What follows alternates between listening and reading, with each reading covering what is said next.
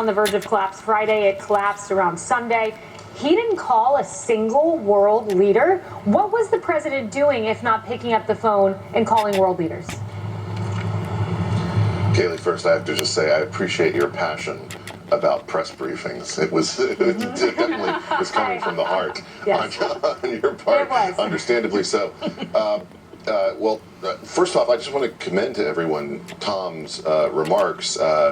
He is a godparent to the daughter of a friend of mine, and he is a very eloquent speaker. And one of the things that he says in those remarks is that the United Kingdom can no longer count on one ally to direct their foreign policy, that they have to become closer with their friends in Japan, in Australia, and elsewhere around the globe in order to be able to make decisions on their own part, as opposed to simply relying on the United States, which from my perspective is an incredible statement to hear from a UK MP in the sense that sending the message, they no longer believe that they can trust the United States when it comes to foreign policy, when it comes to this presidency.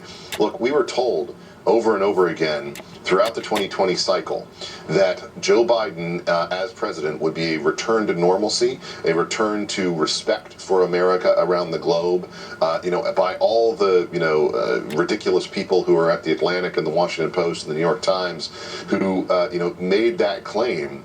This has blown up in their face. It's made them look like idiots because it's clear that these are actually a bunch of incompetent, naive people that we've put back in power, people who are really showing us the worst aspects of the Obama regime and are, frankly, making decisions that do not reflect the interests of us or our allies, and making them, really, it seems like shooting from the hip.